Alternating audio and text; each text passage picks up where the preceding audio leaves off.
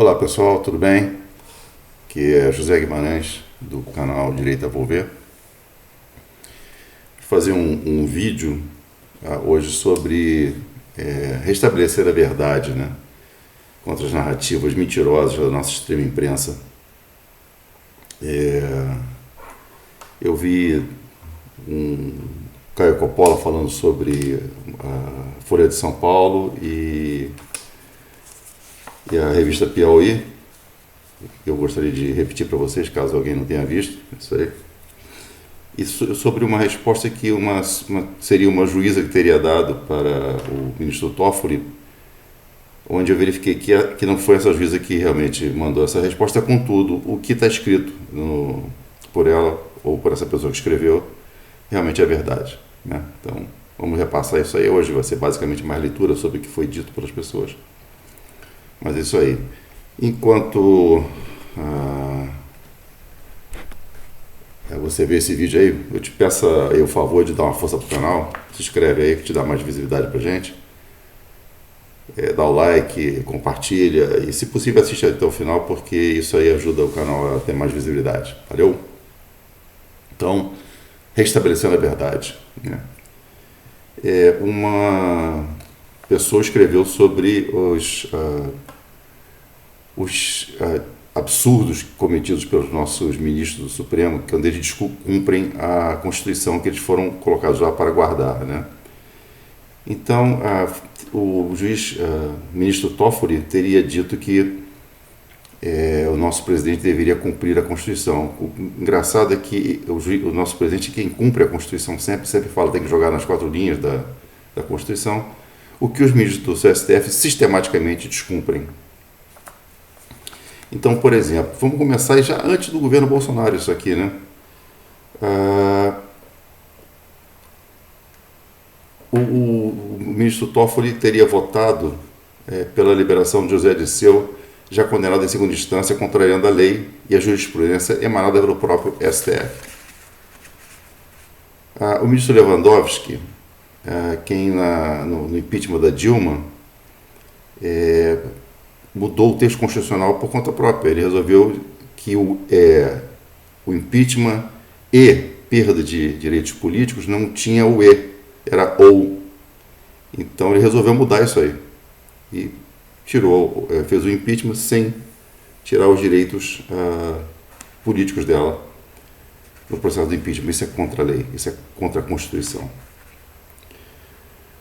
O ministro Lewandowski facilitou uma entrevista do presidiário Lula, ainda preso, durante o processo eleitoral, durante a campanha eleitoral de 2018. Isso interfere no processo. Não pode um condenado político dar opiniões políticas sobre o processo eleitoral, no qual ele tem interesse. Ele tinha um representante lá que era o Haddad Lula, o Lula é Haddad. Isso é contra a lei.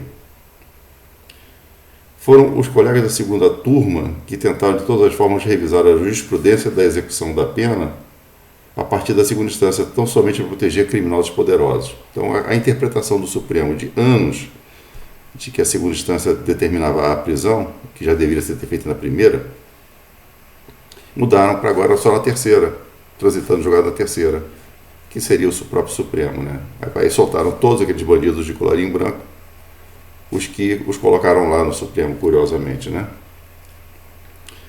Sobre o voto impresso já teria sido aprovado pelo Legislativo brasileiro, e eles decidiram não implantar o voto impresso, que era uma lei que contrariava uma decisão do Congresso Nacional, sancionada pelo Presidente da República, né? O Gilmar Mendes se tornou uma das pessoas mais detestadas no país, após ser transformado em uma espécie de libertador geral, né, da nação para todos os bandidos de colarinho branco.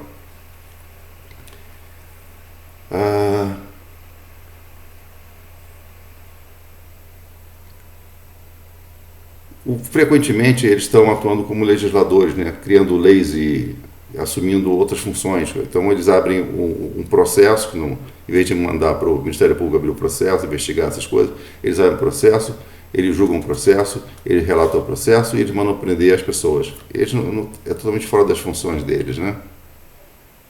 Ah, com isso eles se metem no legislativo e se metem no executivo também, interferindo na política de fiscal do Brasil, por exemplo. Isso é uma atribuição do presidente. A nomeação do diretor-geral da Polícia Federal é uma atribuição do presidente. A nomeação do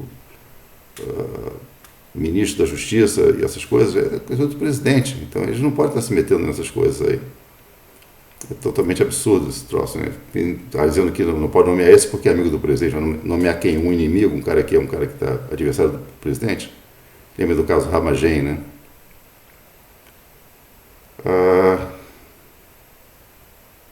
Normalmente eles estão sempre atuando como legisladores das pessoas que os elegeram. Então eles fazem novas regras e protegem as pessoas que os colocaram lá no Supremo Tribunal Federal. E muitos deles, dos que estão aí, não têm a menor condição de estar lá. Foram lá puramente por indicação, inclusive um deles que foi ao pau para ser juiz em São Paulo e foi ao pau 2 vezes, né? Não conseguiu passar. Bom, basicamente é isso aqui sobre essa juíza. E eu gostaria de complementar. Eu acho que realmente o grande problema do Brasil hoje em dia é a falta de coragem dos senadores de tomar uma posição para limitar isso aí, especialmente porque existe um acordo bandido onde eles permitem que senadores que estão com processos no STF, que eles se candidatem e se elejam, e aí os senadores não perturbam o pessoal do STF, e o pessoal do STF faz o que quer porque sabe que não vai ser perturbado pelos senadores. Então é uma relação totalmente promíscua e antirrepublicana. Eles não respeitam a lei, não respeitam a democracia. Eles fazem do Brasil o seu redutozinho de tirania e ditadura da incompetência e medo do Senado, porque eles são, em sua grande maioria, pessoas que estão com problema na justiça, e os ministros do Supremo resolvem fazer as leis conforme eles querem, porque eles não vão ser ameaçados por ninguém, né? Bom, ameaça à democracia, como eu já disse, nesse momento eu vejo que seria o Supremo Tribunal Federal.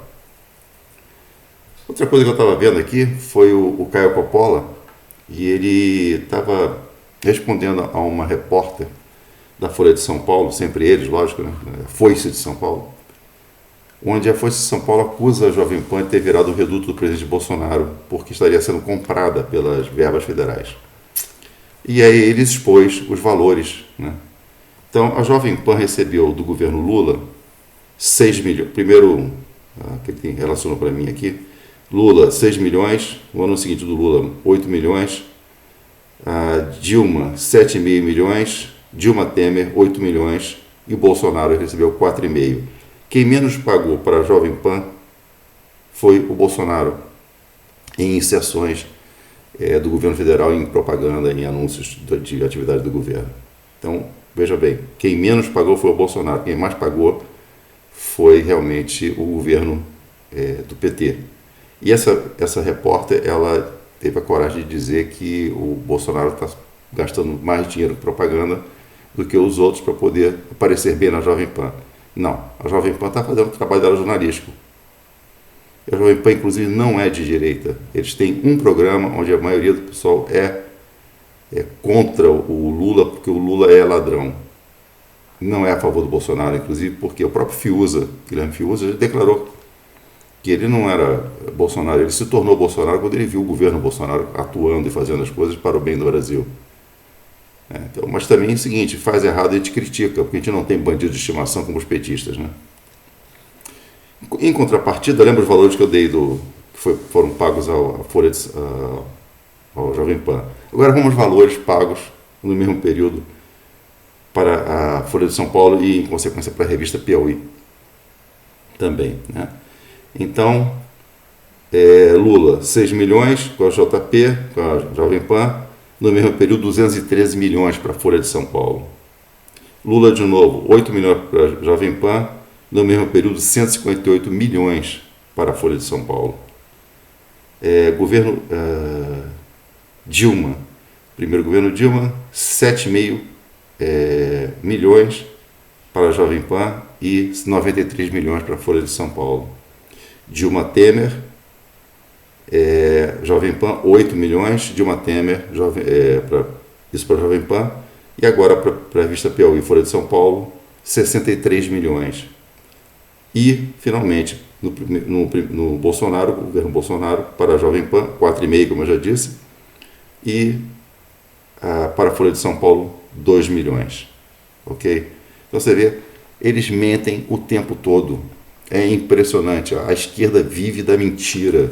Porque a única forma que eles podem se manter em qualquer situação, se reelegendo ou se mantendo aí no poder, é mentindo. Porque se eles contarem a verdade, ninguém vota neles. Né? Toda vez que o Lula abre a boca atualmente, ou ele está bêbado, ou ele está cometendo sincericídio. Ele começou a falar de verdade que ele vai fazer, né? Ele vai regular a mídia, quer dizer, você só vai ter acesso ao que ele quer que você tenha. Ele vai impor a você o imposto sindical, ele vai recomprar as empresas estatais que só davam prejuízo e foram vendidas, e o processo melhorou muito com isso aí. Ele vai destruir tudo novamente, ele vai implantar a teoria de gênero, ele vai liberar as drogas, ele vai soltar bandido. Tudo que não presta, eles estão propondo fazer. Agora estão falando realmente. Então, preste atenção, cuidado. Os caras são criminosos e querem voltar à cena do crime. Valeu? Galera, muitíssimo obrigado. Tenham todos um bom fim de semana. Eu vou tentar fazer mais um vídeo ou dois aí essa semana, aquela semana difícil para mim, da quimioterapia. Mas eu vou tentar voltar amanhã novamente com outro vídeo, tá bom? Valeu, obrigado. Não percam a fé no Brasil. Verifique seu título de eleitor. 7 de setembro nas ruas. Verde e amarelo. Brasil, Bolsonaro. Obrigado.